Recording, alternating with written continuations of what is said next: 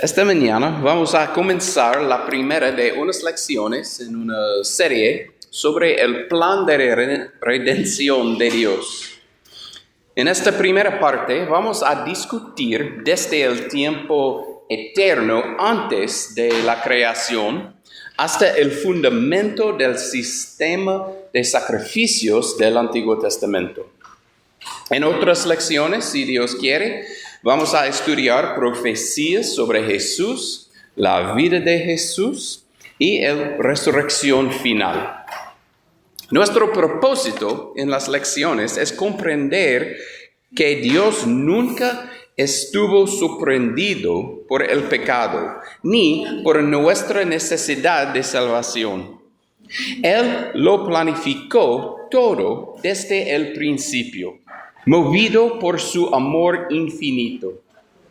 Si conocemos este plan, podemos responder con fe y obediencia al Evangelio.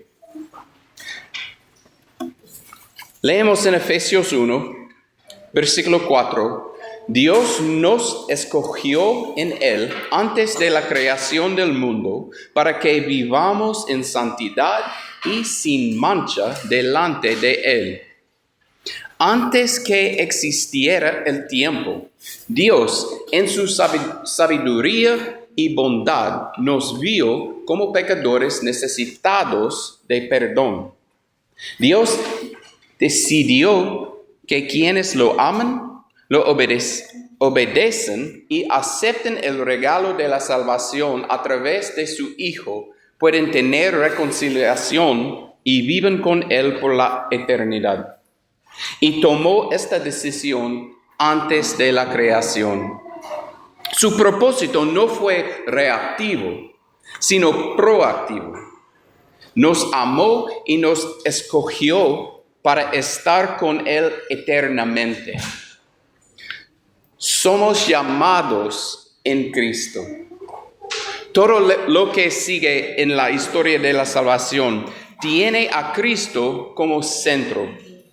Según Efesios 3, versículos 10 y 11, el fin de todo esto es que la sabiduría de Dios en toda su diversidad se dé a conocer ahora por medio de la Iglesia a los poderes y autoridades en las regiones celestiales, conforme a su eterno propósito realizado en Cristo Jesús, nuestro Señor.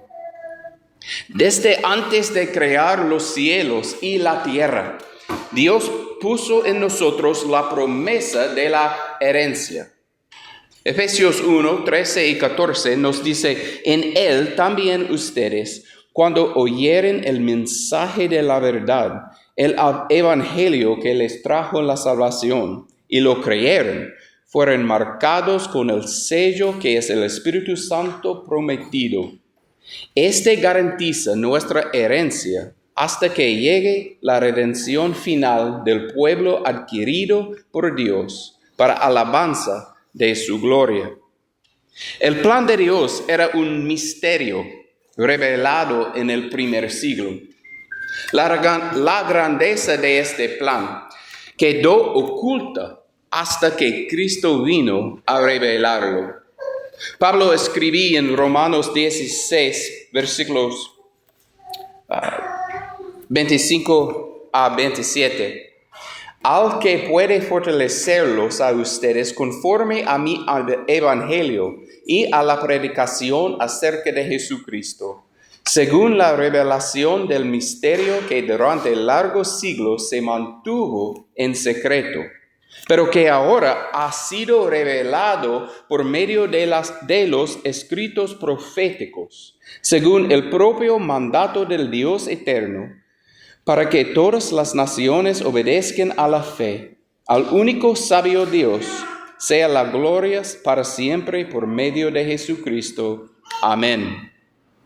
Hoy gozamos de entender cómo cada evento del Antiguo Testamento apuntaba a Jesús. Muchos de nosotros sabemos las palabras de Génesis 1, versículo 1. En el principio Dios creó los cielos y la tierra. La obra de Dios es perfecta. Dios creó la luz, las aguas, la tierra, las plantas, los animales y por fin al hombre y la mujer. Cada creación declaró la gloria de su Hacedor, según Salmo 19, versículo 1. Los cielos cuentan la gloria de Dios, la expansión proclama la obra de sus manos. Cada ser humano ha sido creado con cierta dignidad. Leemos en Génesis 1, versículo 27, y Dios creó al ser humano a su imagen. Lo creó a imagen de Dios, hombre y mujer los creó. Fuimos hechos para reflejar el carácter de nuestro Creador. En el jardín, Adán y Eva desobedecieron y la muerte entró al mundo. Génesis 3, 6 y 7 nos recuerda del primer pecado.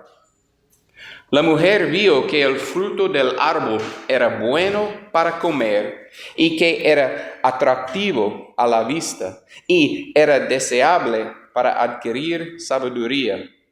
Así que tomó de su fruto y comió. Luego dio a su esposo, que estaba con ella, y él también comió. En ese momento los ojos de ambos fueron abiertos y tomaron conciencia de su desnudez. Por eso, para cubrirse, entretejieron hojas de higuera. Con este pecado llega la separación de Dios. Cada persona debe pecar para separarse de Dios. Pero según Romanos 3, 23, todos han pecado y están privados de la gloria de Dios. Pero hay una promesa del Redentor.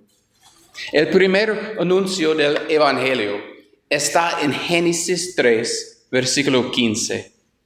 Y leemos, pondré enemistad entre tú y la mujer, y entre tu simiente y la de ella. Su simiente te aplastará la cabeza, pero tú le herirás el talón. Aquí, en Génesis, inmediatamente después del primer pecado, Dios promete la victoria de Cristo sobre Satanás. Dios comenzó a revelar su plan de redención a través de promesas especiales a algunos hombres de fe. A Abraham, en Génesis 12, versículos 2 y 3, leemos, haré de ti una nación grande y te bendeciré. Haré famoso tu nombre y serás una bendición. Bendeciré a los que te bendigan y maldeciré a los que te maldigan. Por medio de ti serán bendecidas todas las familias de la tierra.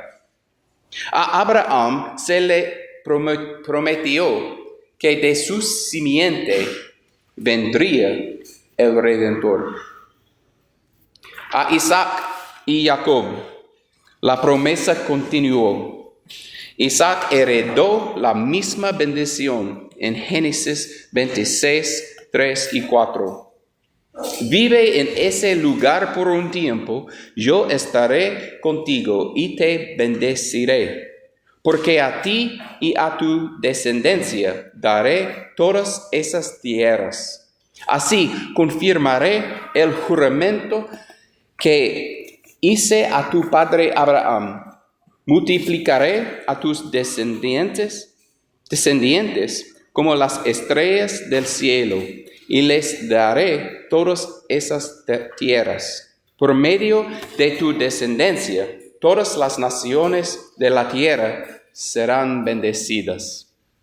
Y luego Jacob en Génesis 28, versículo 14. Tu descendencia será tan numerosa como el polvo de la tierra.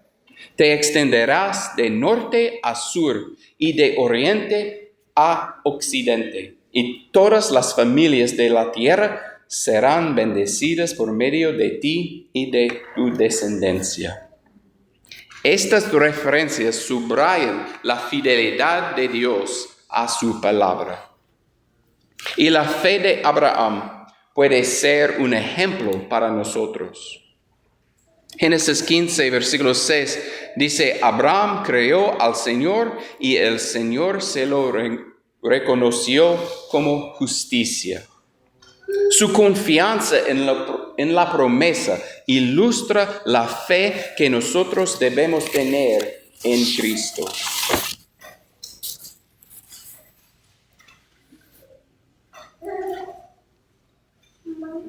Dios estableció en el monte Sinaí un sistema de sacrificios para cubrir temporalmente el pecado y apuntar al sacrificio perfecto de Jesús. Cada sacrificio animal mostraba la necesidad de la sangre para la remisión de pecados. Y según Levítico 17, versículo 11, porque la vida de toda criatura está en la sangre. Yo mismo se la he dado a ustedes sobre el altar, para que obtengan el perdón de sus pecados, ya que el perdón se obtiene por medio de la sangre. El Cordero Pascual prefiguró a Cristo, nuestro Cordero Pascual, según 1 Corintios 5, versículo 7. Desháganse de la vieja levadura para que sean masa nueva, panes sin levadura, como lo son en realidad, porque Cristo, nuestro Cordero Pascual, ya ha sido sacrificado. Todo esto era anticipando el sacrificio de Cristo.